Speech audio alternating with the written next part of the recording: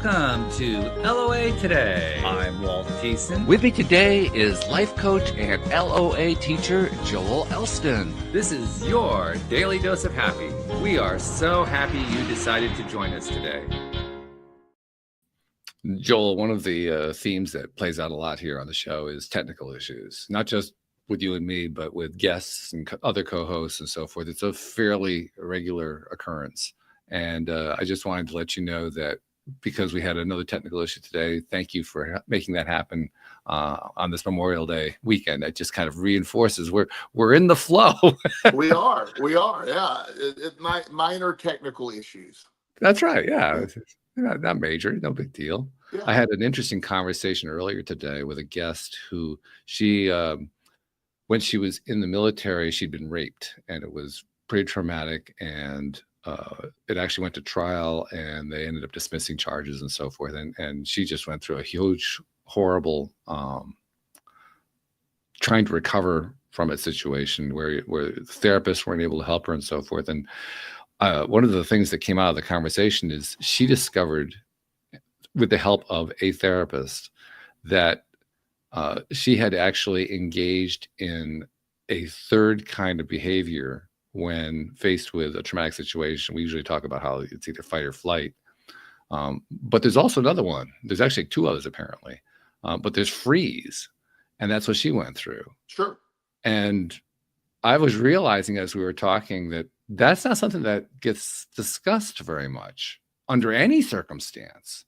It's usually just fight or flight. Freeze is never really part of the conversation. And yet from what she told me, now I don't have any way to verify the stat, but she said 73% of rape cases involve freeze, which was quite startling to say the least. Now, there's a whole topic we could do there, but I'm just curious to know in a broader sense, because you're a coach and you're a former therapist and so forth, how much do you encounter that as a phenomenon that people engage in when they're dealing with traumatic situations?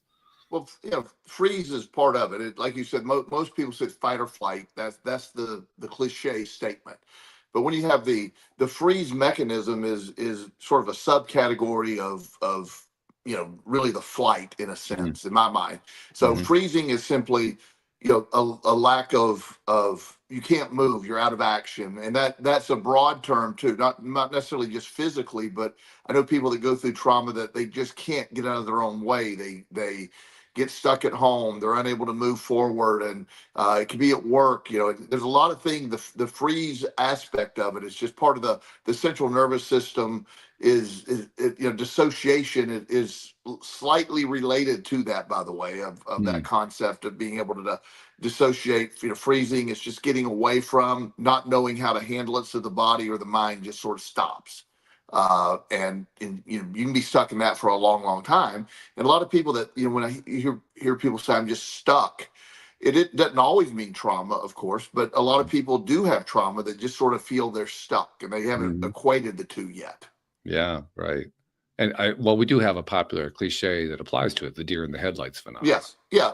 And that's where it goes. That's where that same thing, the idea that these things happen and then you don't know the path forward. A lot of people that have extreme trauma, losing a child or something, you get into that frozen aspect, and I don't know what the point is going forward. You're not suicidal, but you're just sort of stuck. You just don't understand it.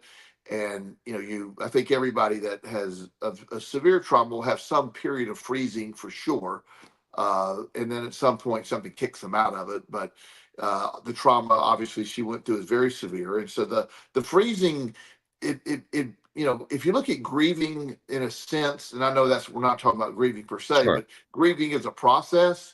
So trauma can be a process in some way. Maybe there's fight or flight, maybe there's flight, and maybe there's freezing, all in the same spectrum. Maybe there's I've looked at it, that is sort of a spectrum as well too. So maybe the body's always looking to protect. If you ever have had sort of a pretty heavy duty injury, like a breaking a bone or a severe cut, there's a delay in the pain. I don't know if you've experienced that, but there'll be a delay. Like I know the pain's about 4 seconds away or whatever, but Yeah. the body has a delay mechanism that you know it's coming, but it's not there yet. And then when it hits, it gets there. And there's a So medical term for it. It's shock. yeah, yeah. Well, the whole process is is incorporated. So shock itself is a form of freezing. If you understand the symptoms of shock, so it isn't that we leave it out as much, but it doesn't. It's not part of the flow of how we sort of that pop psychology idea where you're stuck in fight or Right. flight. Right. But it's more of a process as well. So trauma, the body, everybody responds to trauma differently. Everybody grieves differently. So Mhm. that certainly is something that is an individual thing, but being able to identify it and understand it. I know, after I lost my son TJ, my obviously I had a week or two of just nothing, and Sure. that was sort of my freezing moment. And then I was able to do my most basic stuff. I was able to go to the gym. I made sure I ate. I made sure I was able to, just get plenty of fluid. I did Mhm. not think about a lot. I just went through the basics and Right. eventually was able to move up, use the emotional guidance scale in that case and look for, Mhm. that kind of thing. So but again, there is no blueprint to grieving. There is no blueprint to trauma. Carol Dweck's book, Growth Mindset, talks about how different people respond to traumatic events. A lot of kids that have been in foster care often end up in jail or prison or early death. Where Mhm. there's a subcategory of those kids that end up becoming ridiculously successful out of nowhere because Yeah. they responded with it, and she used the term growth mindset for that. So it's all that stuff is related in a sense. Yeah, definitely related. We know that, and we know from your experience as a coach that that third category, the small category, can be actually pretty large. You have a substantial number of current and former clients who have done exactly that. They've been through trauma of a major kind and then flew afterward, Yeah, which fits the bill perfectly because that was your experience, and so you were the right person for them to talk to. sure. And so it would make sense that you'd have a lot of clients like that. But nevertheless, it's encouraging that we often think about highly traumatic circumstances as being stuff that we can't really get over. Now, we know you and I know perfectly well, particularly from your experience, that you can not only get over it, but you can thrive as a result of it and learn a lot from it. And yet there are many people who literally don't. Well, Um, there's a narrative out there, and one of the things that I part company with traditional therapy nowadays is there's so much emphasis on, I've always said trauma is real, trauma affects you. I don't part company with their view of trauma, mhm. but there is a group of people that sell the idea that trauma never goes away. Trauma Mhm. is always there. You have to, and I believe you can heal trauma. You retroactively heal trauma. It's stuff that is perspective based. It really is. But there is a lot of uh, if you hear people, there's a lot of victimization. There's people that will argue. They'll argue for their trauma, like, no, I'll never get over this. I will Right. never be able to do that. And I'm not trying to criticize people by their own belief system, but I think they're being misled by just that trauma became a big thing probably 10 years ago, uh, in the way they're framing it now. Trauma's always existed there, but post-traumatic stress syndrome and the response, it has gotten more toward, well, this is what you have to live with, this, it never goes away, versus, yeah, we got to deal with it. Obviously, we have to work on it. We have to go through it, have to process all the stuff, whatever that means for you. But to me, there needs to be a period and a move on. There needs to be a new chapter. Need to move away, or you'll get stuck. I know people that'll spend the rest of their life in trauma, and it's really sad to watch. Definitely. Yeah. Yeah, And I think that's probably where the misprognosis, I guess we could call it, comes from, because professionals see people who don't move away from it. And so they incorrectly, in my opinion, and I think probably in your opinion, definitely in your opinion, based on what you're saying, they come to the conclusion that they can't move away from it, that it's permanent. a similar situation that's controversial that I've talked about in the show before, and these are differences in opinion on what the standard is. I've just sort of looked at life a little differently from my experiences. The the concept of addiction. Once an Mm, addict, always an addict. mm, All those things. That's has been accepted as fact. It's something yeah. that uh, and that you don't have the same brain. We have a new brain set. We have all brand new brain cells every 7 years minimally. Mm, So the idea that I don't have the same brain that I had in my addiction. So now that I'm not saying that it's a wise idea for me to go to Las Vegas and go take a couple hundred no, grand with me. I That's not a wouldn't wise recommend. idea. Yeah. I'm not doing that, but I don't have that same chemistry in my brain, the same makeup of my brain. I Hmm. dealt with a lot of the reasons why I gambled. So I'm a believer in you can move on from these things. But we get ideas that are planted and they become fact in medicine, and they're not. They're opinion. And the being able to Bruce Lipton in his book talks a lot about epigenetics and able to change your environment and DNA. Your environment affects your DNA's response, how it manifests, how it comes about. Even though it is in your DNA, it's something that you can program it differently to respond differently and not manifest the way a lot of people believe it has to. Yep, exactly. I think what it points to is that we have a belief in belief. Yes. If you understand what I'm saying. Yeah. Because Well, because ultimately, even therapists, even professionals believe.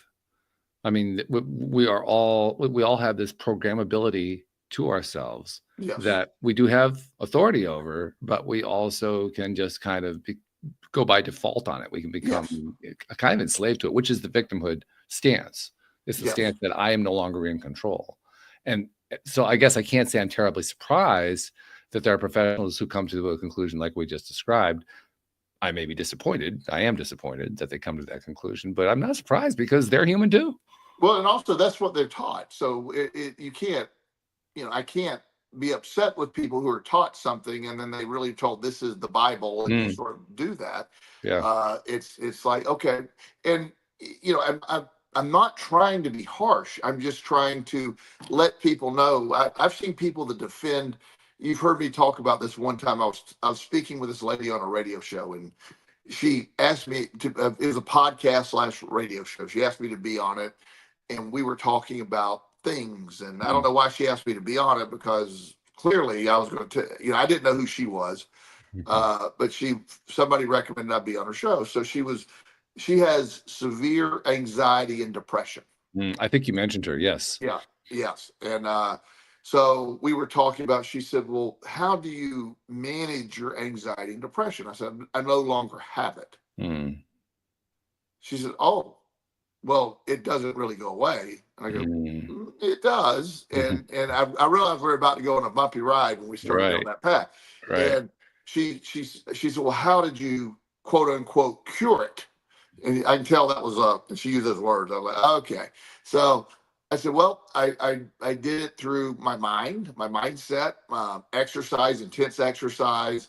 I went through the methods I do. I do meditations and stuff like that. And I reframed my brain. Sort of rewrote my brain chemistry in my program. And she goes, well, you clearly didn't have real anxiety then, or you Yeah, probably didn't it have. didn't qualify. Yeah. So all of a sudden I was like taken from I'm not an ally, I'm the bad guy because Mm, she said, well, psychotropic medications are the only thing that work. And I said, I'm not going to get in that debate. I'm not a medical doctor. You asked me what worked for me, mhm. and I told you what worked for me. I think everybody should look at that. The idea that a lack of serotonin causes all these problems is really, really not getting to the point. It's I don't want to debate that. It's she ended up cutting me off the show, kicking me off. I mean, just cancel me, boom, right there, because I didn't talk about her narrative. And it was she defended her mental illness and anxiety and depression like it was her identity. And anybody Yeah. that disagreed with her view of it, she was totally disabled. She wasn't able to leave the house at all. And she said, I'll never be able to leave my house. And I go, I'm sorry you believe that. Mm, That was the part that I got cut off on, by the way. yeah. Yeah. And she really believed it. But it was, again, you see that a lot. So a lot of times you'll I don't know if I've ever I have multiple controversial views, but Uh, the the technique, the psychological technique to deal with a lot of post-traumatic stress syndrome, a lot of therapies uses EMDR. Hmm. It is what is it? Rapid eye movement desensitization, something like that. Hmm. It's a technique that's well respected. It's been clinically proven, and it involves bringing up traumas and rapid eye movement. I'm not trained in it, so I don't want to do it a disservice. But the people that are trained in EMDR go through a very intensive training by people who are the biggest believers in the world in EMDR. Hmm. And so the therapists become the biggest believers in the world. And again, Sure. it matches. There are scientific studies supporting this being a very I effective believe it. technique. Sure. So they believe it with all their heart. There's also a technique that's called tapping, Hmm. emotional freedom technique. You can tap, Right. that has almost the identical success rate as the EMDR Mm. for the same thing. Because the belief in the EMDR, the belief in the therapist, the therapist who believes with all their heart, the patient believes with all their heart, the technique is effective. The tapping is very effective. Almost anything is very effective because your belief in it. That really pisses off the EMDR people, really. Mm. Yeah. They don't want to suggest it's a placebo effect. But it is simply a technique that you believe in, and any technique you believe in will be effective. We've proven that over and over again. So it's a similar thing to your belief system dictates so much of this stuff. Your belief Hmm. system, that is your reality. So the law of attraction comes into play here. When your belief system is believing something so much, it feeds that back. So if you're traumatized and that's all you got, and you believe that for the rest of your life, you're traumatized for the rest of your life. You Hmm. are, Yeah. but not by the trauma. It's your belief in it. Right. Right. What you're talking about again reminds me what you were talking about a moment ago with the radio show host who was convinced that she could never leave her home. Uh, and as you were talking about that story, as you were telling that story, I kept thinking about the concept of neuroplasticity. Yes. And it occurred to me that she may or may not have heard of neuroplasticity. But even if she did hear of it, because it didn't match her narrative, she would dismiss it. Yes. Absolutely. The Harvard did a study with using medical students, and this was intentionally done this way. Hmm. Harvard does some really cool studies on, and they manipulate them ahead of time to prove a point, which I Right, like. right. And so medical students at Harvard are trained. It's considered probably one of the best medical schools in the world. Hmm. They obviously everybody's very smart, and there's nothing wrong with their program. But they asked people. They were talking about all the different techniques like chiropractic care, even some of the more woo woo stuff. The crystals and all the stuff, and Hmm. all these different alternative quote unquote treatments for various things. Hmm. So one of them that they in their training they sort of they put in the category as acupuncture. Hmm. So what they did was at the point whenever they at a certain point in their training, they took like 500 medical students. They said we're going to perform acupuncture on any injuries you have, any anxiety, if you want to quit smoking, any of those things. Hmm. And they were told that it's not scientific. It Hmm. it doesn't. So they went and done it. They had a 79% said they felt no benefit whatsoever. Okay. A few percentage said, yeah, maybe a little bit. But it was the overwhelming majority just ruled it as total quackery. Right. Acupuncture has been around for thousands of years. It's Oh yeah. considered very effective. I know people that swear by it relieves pain. I Hmm. don't know if the needles in the acupuncture does it. Like I'm saying, I have no idea. I do know it works because the people believe in it. That's the part of medicine that and psychology that really I get lost in. Mm. The argument against that is the biggest thing that doctors lose me on is that system. I know diseases are real. I know situations are real. But when you understand how the body responds to healing, the way stress and anxiety, uh, they mute the immune system. They you don't digest food properly. It really sets your body in a very open to a lot of pain, a lot of getting worse, getting sick. For men, there's a PSA, prostate specific androgen, is a test to see for a long time the potential of you having cancer, prostate cancer, not you, Walt, anybody in particular. So that is considered the gold standard to start the process. It is no bearing on prostate cancer whatsoever. It has none. It doesn't. It's just an enzyme that exists in the prostate. If you have sex that morning, your prostate's going to be inflamed. Your PSA will be up. If you ride a bicycle for long distance, it will also make your PSA because the proximity to the bicycle seat to the prostate. If you do heavy duty weightlifting, you have all these things can raise the PSA. It has nothing to do with cancer, but it became the standard. So when they do that and they say, oh my gosh, your PSA level was 29, which is really high. The people that do that go through ungodly stress and anxiety because you don't have that ability to get to an oncologist right away. So you probably have a month or two believing you have prostate cancer. And when you get there, no, you don't have it, or you have this really slow kind and you don't do anything about. But nonetheless, it's always been considered the gold standard. And a lot of doctors don't even do it anymore because it's so unpredictable. It's a coin flip. And it just what we need is a coin to determine whether or not we have a dread disease. That's a great way of approaching things. So there's other examples of this. We've talked about these others in medicine and how it relates to what we're talking about. The body BMI, the body mass index. Oh yeah. According to the body mass index, they literally call me morbidly obese. Because you work out. Because I work out. I'm 6 foot tall. I'm 227 pounds. I lift weights. I'm certainly not. I have a little bit of fat on me, obviously, but I don't have. I'm certainly not. Anybody would ever look at me and say, "Oh my God, you're morbidly obese." It's not the case. So. But that BMI, somebody along the way said, here's a good tool.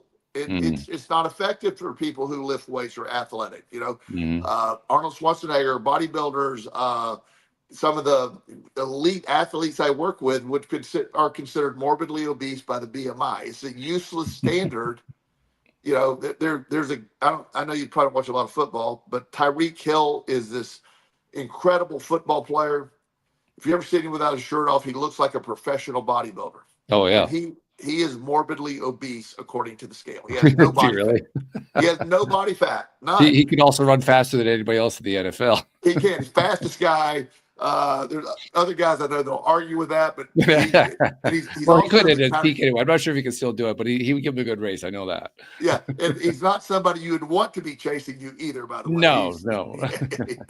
but you see that, and we talk about that with just various techniques. So where we get stuck on is when things become accepted. Your heart rate index, we talked about that before. There's a random number generated by this guy. He wrote a book and he said, use this as an example. Right. For your max heart rate, use 220 minus your age and go 80% of that. Well, he said, this is nothing. I'm just making this up so we have something to measure.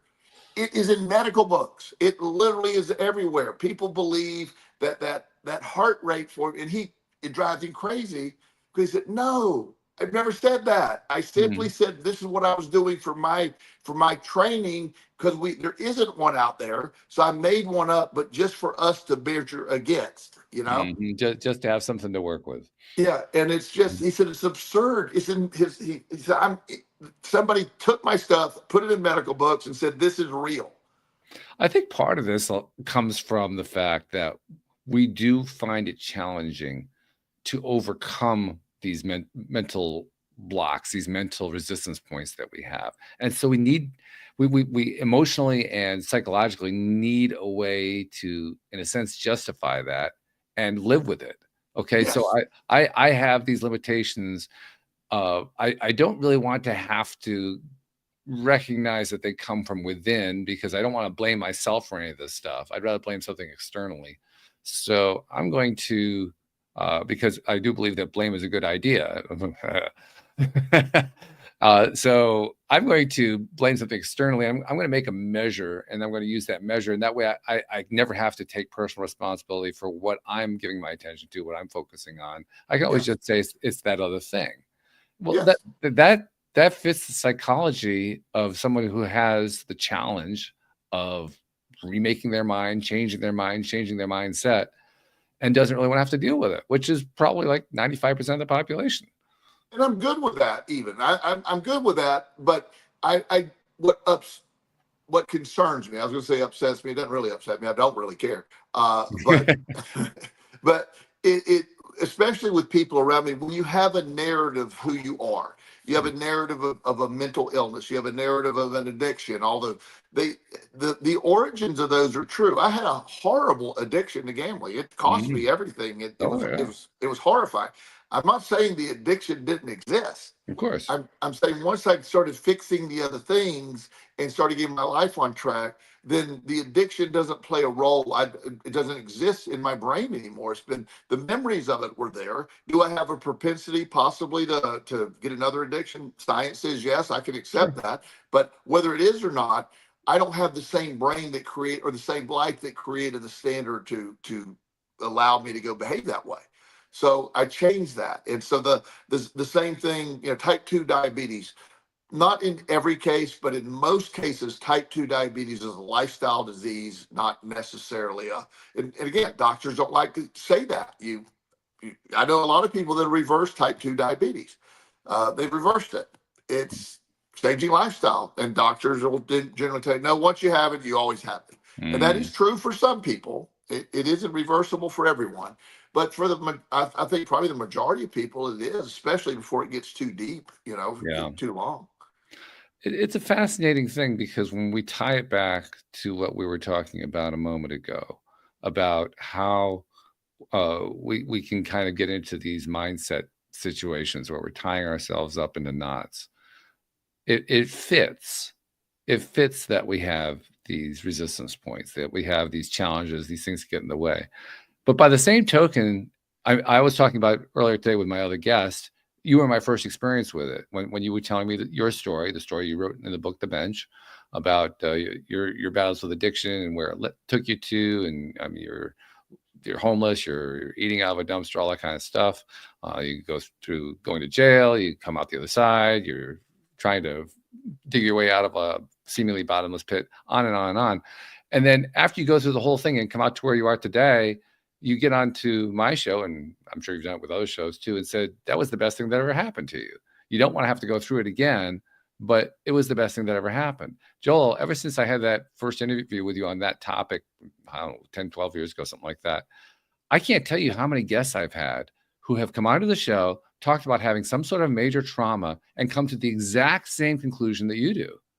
I mean, in fact, I am pretty sure, now I don't dare say 100% sure because there may be an exception I'm not remembering, but I'm pretty sure that everybody who has come onto the show and talked about a major trauma and how they came through it came to the other side of it, agreed that it was the best thing that ever happened to them. 100%. Now, like I said, there may be one I'm missing in there, but my recollection is they all came to that conclusion. That's astonishing.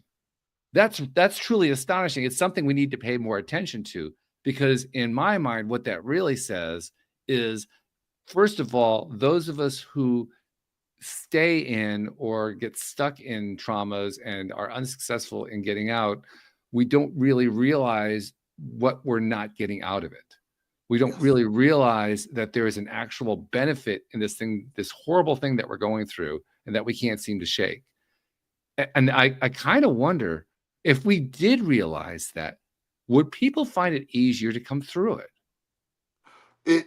I don't know if it would make it easier in the process, because my brain, if you would have told me that in the beginning, I'm like, are you freaking kidding me? There's no possible way. I mean, I wouldn't have bought that at all. But this isn't like this is a new concept. What you're describing is stoicism. It's been around for a while. Yes, that's true. Yeah. I mean, this is stoicism. Stoic belief is the obstacle is the way. You're challenged and you grow from it and you move on, you reframe, you look at it, you build from it. So stoicism is talking about this since Marcus Aurelius and those guys back in the Right. day. Except for raping children, that was a whole different topic, but that's the, you know, that was a rough time back then for the Greeks. But yeah, we won't get on that topic. But the overall belief that yes, we're going to be able to grow from this. The chain of events that led me to happen, and again, this could have killed me too. By the way, I'm Absolutely. not. I mean, there was a 50-50 shot I was going to kill myself over this. So, but once I decided that I want to make an effort, my addiction took absolutely everything away from me. It was I wasn't left with choices. I was left with, like there was like one choice, and Right. and that was easy for me.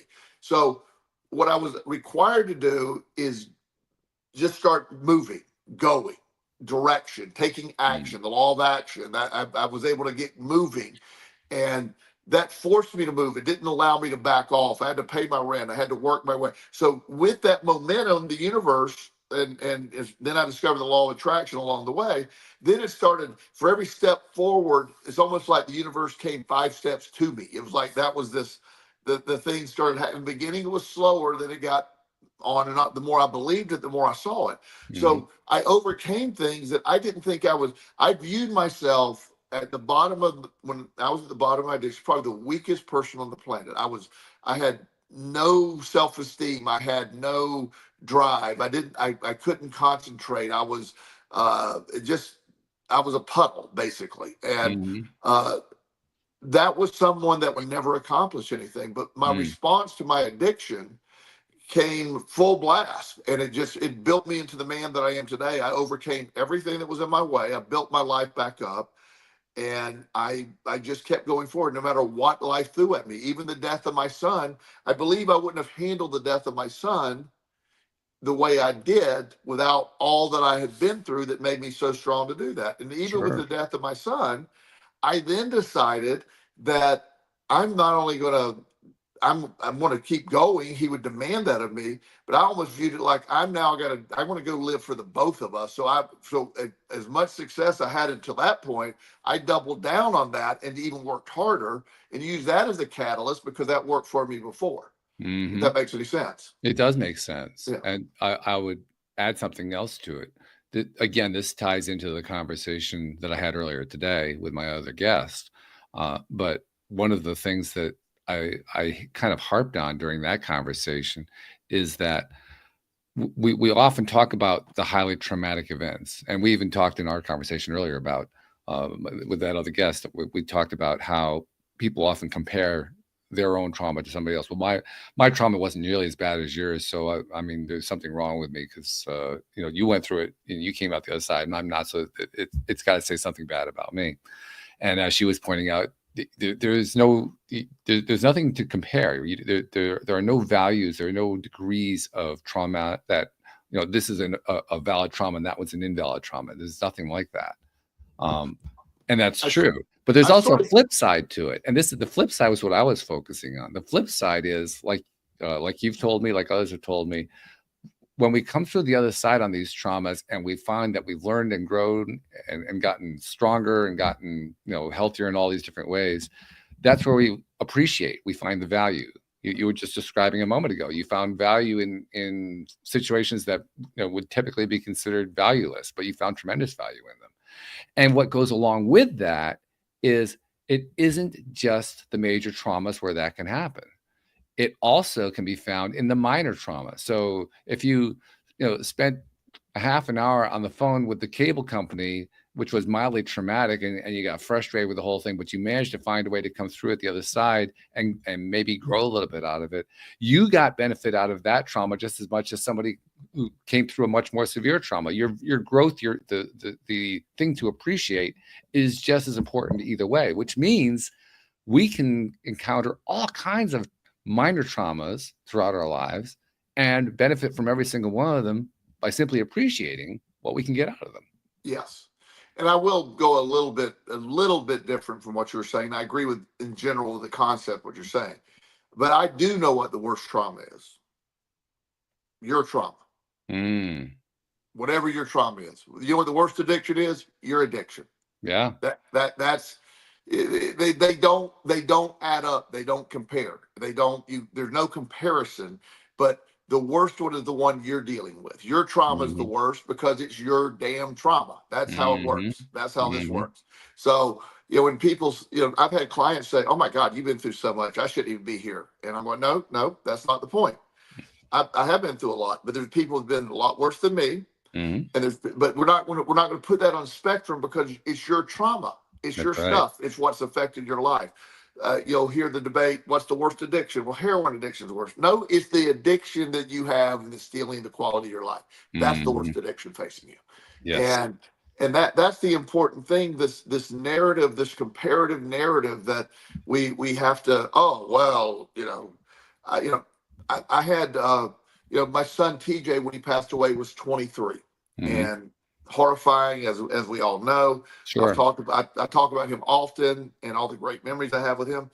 I also talked to a mom that lost her 5-year-old son. Mm. And I'm like, tears started coming down my face when she was talking about it. She goes, "Well, you lost a son too." And I said, I know, but five, Yeah. you know? And I realized her trauma was her trauma. My trauma was my trauma. TJ had 23 years. Mm. He got through puberty. He had a lot of fun. He did a lot of good stuff. And this kid was 5. Yeah. What makes no sense. And so you understand when you go through these things. I have more empathy for people in understanding when you say, when you know what one of the hardest things, because I work with so many young people. And every guy, every young man, I'm sure I don't work with many young ladies that age, but every young man, 15, 16, 17-year-old young man that I'm working with, when they have that inevitable first breakup, Mm. it is so traumatizing to them. Oh, yeah. It never will go. That one is, their heart's been ripped out. They feel betrayed. And everybody is telling them, don't worry about it. No, it's serious to them. It's the worst trauma possible at that point in life. Yeah. They feel it. They obsess about it. They can't get over it. Now, you and I know there's going to be 50 more women or 20 more, whatever that's going to be. And each one's going to get less and less. And by the time you get to the number 4 or 5, it's like, yeah, well, that's okay. But in the beginning, the early stuff was so brutal. So, Mm-hmm. but to everybody around them, like one young man that I'm dealing with right now, they seniors in high school, dated the entire high school, him and his girlfriend, and they're talking about different colleges and stuff. And she just basically informed him this week, right, graduation's next week, saying it's time to break up. I'm going to go to a different college, and I don't want to have to be tied down. And he's Wow. devastated. Yeah. Devastated. Yeah. He's like, well, we can stay together. And she's saying, no, don't want to do that. I want to go have a good time. You're going to be crying and whining on the phone all the time. You're too possessive. And oh my God, he's devastated. Now he will get over it, but we're processing it. I process that with him as real as any other trauma to exist. Right. Because it's his trauma. And that's the piece, that the bio individuality of everybody, all the stuff we have to deal with. And I have a belief that all of this stuff, all these things that we're talking about, these are the journey. This is the journey of life. It influences you. It changes the way you do things. The journey, the traumas make you adjust life. It puts you in different situations. Trauma, or life is going to, traumas are part of the journey, as is joy, as is happiness. If the journey is all there is to this, there is no destination. We will die. That will be the destination. But the idea that we're going to get to some place, the journey is where the tangibles take place, where you feel it. And, there'll be these plot twists. It never goes you think, but you'll always look back and say, oh my God, the journey has been amazing. The good, the bad, and the ugly. Mm-hmm. Yeah. As you were talking about that, I had a couple thoughts going through my mind, but one of them ties into how we perceive that journey, how we perceive what happens along the way. And I guess the thought that I'm kind of dwelling on here is that as we experience these traumas, regardless of the degree to which others might say, well, that's a major one or a minor one, because I think your point is an excellent one. The one that you're dealing with is the worst one. We tend also to not want to deal with our own traumas at the same moment. And so we become dismissive. There's an example of that occurred. There was a Facebook group where a guy was expressing frustration and even depression about failures he was experiencing with women. And he finished up his post basically quoting what a lot of other guys had said to him, saying, suck it up, buttercup, and, you just, cry, all this kind of stuff, basically dismissing the pain that he was going through. And my response to him was, ignore those guys, because they actually have a much more severe issue than you have. They just don't realize it, and they haven't resolved it yet. And I got somebody who gave the frown face on that, said, oh, I'm really angry at you for posting that. Why? Because he was one of those guys. Sure. He was one of the ones who was doing the dismissing. And it caught my attention. It's like, wow, he actually took the time to frown on that one, because he knew on some level that he was really doing that, but he didn't want to have to admit it. He didn't want to have to face it. He wanted to pretend like he was a hero here. Yeah. That's really fascinating. That's a fascinating psychology. Well, it is, because it's about first of all, that his brainstorming that he's talking about, or the idea that he's discussing, suck it up, buttercup, is the weak way out. It's the lack of, and it's not dealing with anything. It's just, it's basically dismissing. So when you tell somebody who how frustrated they are, and then they just say, well, just suck it up and move on, you are basically telling them, well, don't process your trauma. Don't worry, just keep going. And I'm a big believer in keeping going, but you still have to process the stuff. You still have to deal with the stuff. That's where I go on the other side. You don't, trauma, the body keeps score. You're going to deal with it at some point. You're going to deal with it with high blood pressure. You're going to deal with it with various activities in your brain or whatever. So you do have to process. It's the idea of being able to move on. You don't go from trauma to suck it up, buttercup, and everything's fine. Right, because essentially what you're doing when you take that approach is you're dismissing what you're feeling. Right. As if it doesn't matter. Right. And any feeling you have has a reason, has a point, and it's part of what we identify. The whole law of attraction that you and I are such big believers in is built on what you're feeling, what it's the emotional guidance scale. How do you wake up and feel? So if something's off with me, I have to adjust that before I leave for the day. I have to be able to get something going. Yeah. And the idea that if I don't move up the emotional guide, my day's destined to be bad. And so it's that important to adjust my mindset and move myself up the emotional guidance scale. I mean, you and I are both big believers in that. You have your own emotional guidance scale. That's basically what, 2 things? Yeah, 2 things. It's better or worse. Yeah. Yeah. I have 4, and Abraham Hicks has 268, I think. But it's like, they're really incremental of their guidance scale. Yeah. I couldn't keep track of all theirs. Yeah. But it's a random number too. It's something like 23 or something. But nonetheless, it's still the concept works, where you want to be able to project what's out there, but the narrative that we are a big blame society, and nobody wants to be personally responsible for everything. So radical responsibility is a concept that, regardless of what's going on, it is my job to, whatever has happened, for me to deal with it. Doesn't mean I'm not bypassing that part, and then to take steps to change my behavior where it could be changed, is to take full responsibility for my part of healing. So one of the triggering statements that I often post, and I'll do this a few times, because there's a few people that don't like this, but for the most part, I really do believe this. You may not be responsible for your trauma. Likely the damage you did was by somebody else, but you're the only one that's going to fix it. Yeah. There's nobody coming to rescue you. That's internal. Doesn't mean you can't seek advice. When you experienced a trauma of your divorce, separation a couple years ago, you reached out.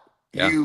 You yeah, you reached out, you got people involved, and you Mhm. got your team together, and we worked on it, we processed it, Mhm. and you did a great job with that. So I'm not suggesting that it's simply not dealing with it, but the idea that we're going to, well, this is not any of my fault. Well, your trauma is your trauma, regardless of the fault or the blame. But it's very much, it doesn't relieve you to know that somebody else is at fault. It's still a trauma. And when you mentioned what I went through with the separation and divorce, it brings back a very important point that ties in perfectly with what you're saying, because I got some great help. I mean, I'm very fortunate. I had you and Cindy and other people who are therapists and coaches and had all kinds of backgrounds. Like, wow, like having the best possible contact list you could have, and you guys were all helping me. But at the end of the day, as good as the help was that I was getting, it's not like you guys were fixing anything. No. It was not possible for you to fix anything. And that's really to your point. You can't look to somebody else to fix your stuff for you. You're the only one who can fix it. No matter how much of a victim you were, you're still the only one who can fix it. And that's what I would, if I remember correctly, what I tell everyone going through stuff like that, there's some basic things you got to realize. You're going to replay this conversation a million times in your head. Oh yeah. These are the things you're going to do over the next several days. You're going to keep waiting for that phone to ring, and there's going to be a lot of things that takes place that aren't going to take place. In your mind, you're going to think, "Wow, but you did a really good job of getting the advice from the people around you. But I can't feel your pain for you. I can't fix your pain. Right. I had to do my own. I can give you techniques that work for other people, the techniques that work for me. But life is, those things come to challenge you. I believe those things happen to challenge you, to make you grow, to mmove on. The chain of events that led me to where I'm sitting in my beautiful townhome in Richmond, Virginia, all these years later, it's an impossible path. Yeah. It's not plausible that has me doing what I'm doing, but here I am. And that's because of all these things push me down the road. If you look at my life, you go, man, you figured that out. You planned it real well. There's no planning at all. Just none. I didn't plan any of this. It just happened. I'm reminded of the motto of the CBs, the construction brigade in World War II, who would go do all the construction for what the military needed to have done. And their motto was, the difficult we do immediately, the impossible takes a little longer. Yeah. And yeah. I mean, when you first hear that, you think, well, that's pretty stupid. I mean, you can't do what's impossible. But you know what? The more that you give attention to it, the more you think about it, what they're really saying is nothing's impossible. The only thing that's impossible is that you believe it's impossible. Well, that goes back to our beliefs that we were talking about earlier in the conversation. This is a full circle moment, because that's how this works. When you hear somebody say, one of my favorite statements, say, well, oh, that breaks this broke the law of physics. No, it can't break the law of physics. We had a misunderstanding of the law of physics, but the law of physics can't be broken. They're the law of physics. It's like there might be, oh, well, we had that law wrong, but that's how that understanding takes place. It's the idea that all of these things that we believe that are absolute in our mind, impossible is just that takes a little longer. Especially nowadays, anybody thinks anything's impossible, what we have with AI going on and all this stuff. I just can't think, and this sounds like a weird statement, what most people think at this point in our timeline, so to speak, but what a great time to be alive. All this stuff, all this amazing. I mean, I'm so fascinated with all of this stuff. So I had this, here's an example that I was able to go on a deep dive with the other day. So I have this client that has pretty bad allergies, seasonal allergies. And he's 17 now. And so over the years, he has these depression and anxiety bits that always coincide with his allergies. Understandable. I went through allergies when I was at that age, so I know exactly how I feel. Yeah. And so nobody was, so I like to get a timeline. I never quit asking questions. So why are you mainly anxious and depressed during this period of time? and everybody said, no, there's no connection. I go, there's a connection, and I need, or there's not, but I still need to understand why there's something taking place during that timeline. Mm-hmm. And you hear of winter seasonal affective disorder and all these other things. But this kid, so he described his allergies to me, and he said, they're not running. It's like my whole head is clogged. It's like I'm in a fog. It's just clogged. And my right ear's clogged, and every year, and then eventually by summer it starts to clear up, and I start to feel better. And doctors are saying, well, it's just because he doesn't feel well. He's anxious and depressed. And I go, yeah. So I said, so what? Let's look at that. So what is a fix for allergies? And histamine blockers, antihistamines. Sure. So I said, what if antihistamines lowered the histamine release, which then would lower possibly lower the central nervous system fight or flight, the anxiety feeling. So everybody's like that. Well, sure enough, too much histamine in the body creates anxiety and depression. What a thing. Who knew? Well, so he needs higher, or he needed a better antihistamine. And it started within 2 or 3 days, he started to clear up. And he's like, it wasn't a lack of serotonin. It wasn't the body had so much, and one of the things they can test for in the blood, which they don't often do, is histamine. Why? Yeah. Why aren't we doing? It's an inflammatory.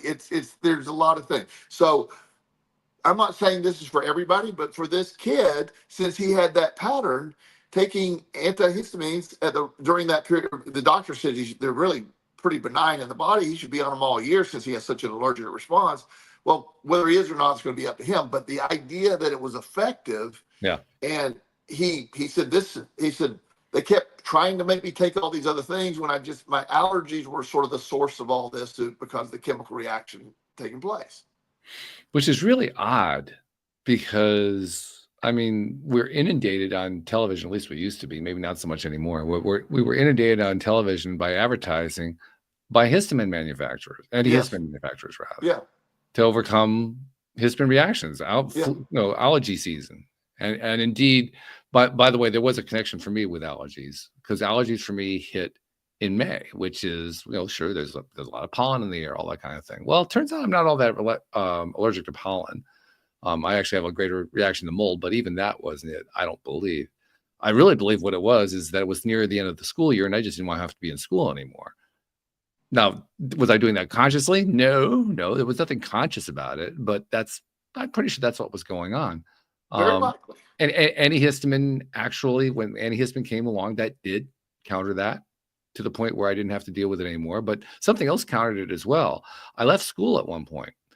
And after I left school, I didn't need the antihistamine anymore. So this kind of raises a question. Yeah, the antihistamine was countering an excessive amount of histamine in my body. I'm sure that's true. Where did the histamine come from? Well, you got to look at the origin of histamine. It could be a response to an allergen. Mm-hmm.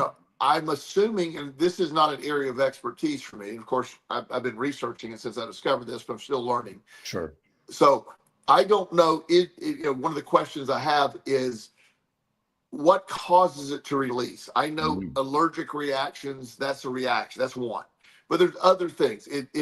Where's it released from? I'm thinking the pituitary gland, but I'm not sure.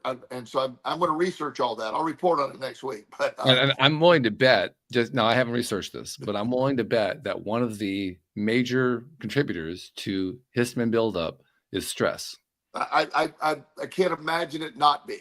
And, right. So imagine that. Imagine if one of the responses to this is, to stress is that, and then antihistamine. What if that's an answer for some people? The disclaimer here: I am not in any way diagnosing anyone or suggesting I found a miracle cure here. I'm just suggesting in one case I found it helpful with one of my clients. So the body is a very complex mechanism that does all this incredible stuff, but sometimes it can produce too much of something. Yeah. And in response to something. So those are things that fascinate me. So if you look at all of that, it is is histamine buildup, or somebody's under constant chronic stress. Are we testing for histamine? I don't know the answers to all of that stuff. I will Totally find not, them out. because antihistamine is over the counter. It's so cheap. Why bother to pay for a test? Yeah. So, and in some ways, I mean, let's say 5% of the people could be helped with their depression or a perceived depression or anxiety by taking a histamine blocker. And how much money does that make psychiatrists or doctors? It Not a whole lot. any. No. Yeah. You get the generic bottle of Allegra over the counter for $10 or something. Yeah, right. Yeah. So the anybody listening to this that's going to get stuck on the minutia of what we're talking about, I'm not trying to be a histamine advocate or I'm giving points that make sense. And I'm just talking about what my own experience was when I was 17. Yes, exactly. That's what this is what excites me about this. Is the stuff that just how my brain works. So I'm fascinated by all this stuff. But the belief system, the understanding that you are able to process these things, your belief system drives outcomes far more than anybody is willing to admit right now. Yes. Medically. Fortunately, more and more people are willing to admit it, but it's still a very small percentage of the overall population. Yes. I don't do Facebook arguments at all. I do funny stuff and post motivational stuff. That's all I do. Yep. But I was reading this the other day. One of these, one doctor was posting chiropractic care, acupuncture, meditation, and went through the whole list of alternative healing. Said anybody telling you to do that is a quack. And I'm listening, and this guy's like, there's there's like thousands of comments of most people like, you're right, that does no good. Well, to me, I'm like, why would you say that? Why would you not understand it? The idea that he's traditionally trained medically, that's the problem. They're not allowed to discuss it. You know how much nutrition training a medical doctor gets in 4 years? Zero. Nope, not true. 4 hours. Oh, they actually get 4 hours? They get that much? I'm kind of surprised. Yeah, but it's not. And the bad news is not good training either. No. So it's outdated 1958 training. So the idea of the what you put in your body, how it affects, how meditation calms the central nervous system, how exercise, the process of exercise, all that takes place in exercise, combine it with meditation. I do red light therapy sauna once a week now. I love it. It's one of my new regimens. It's amazing.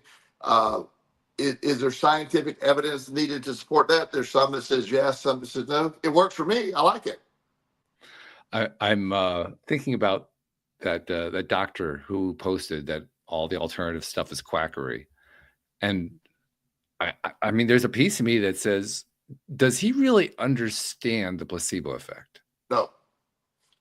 I agree with your instant reaction. I don't think he really understands it at all. I don't think he's ever studied it. Well, again, they study it, but they study it from the wrong side. They talk about, like, when drug companies, they try to rule out the placebo effect. They try to get people that are susceptible to placebo, not understanding the placebo effect itself is valuable. So a lot of doctors were told, any benefit from those things that they're just, it's placebo. Like, placebo is a negative or non-helpful. Placebo is helpful. It is. I've given you my example. My friend that's huge into crystals and healing with crystals. Right. Crystals have no shot at healing me at all. Zero. Not because I don't believe it heals her. I don't believe in it for me. Right. So that's the answer. That's the answer right there. She believes, I've seen her heal. I mean, really get what, has all these different crystals for various conditions and all these things, and it works great for her. Big believer. I'm not going to talk her out of it. Don't want to talk her out of it. It works. Why would you? Yeah, there's no point to it. Yeah. It's like religion. I don't want to talk people out of religion if it's helpful to them, if they believe that. It's anything that's helpful Why would we want to put? But there's something about natural healing, and also I am very much a big believer. If your appendix is about to burst, you need to get to the damn hospital, get it cut out, and take the antibiotics, fix it. It's just let's not be ridiculous on the other side either. You're right. It gets ridiculous both ways, and which is in itself a whole topic we would probably do a show on. So maybe we save that for another week, because we've used up our hour for this week. But I will say this, that we have usually, and this week is no exception, we usually go down a bunch of rabbit holes and we come up with some interesting conversational paths to explore. There's no exception this week for sure. Jen, when she originally came up with the topic for the show, she entitled it "From Fear to Freedom: Why Uncertainty is the Greatest Gift." And we didn't directly address those words, but you know what? That's what we talked about. Yeah. It really is. Yeah. I mean, we got there. We got there. We never tried to get there, but we still got there. So, these things all work out the way they're supposed to work out anyway. Absolutely. So thank you very much, Joel. I look forward to talking to you next week. You too, my friend. Thanks for everybody. Good to see you. And thank you, everyone, to our podcast listeners everywhere. We'll see you all next time here on LOA Today. Goodbye, everybody. Goodbye.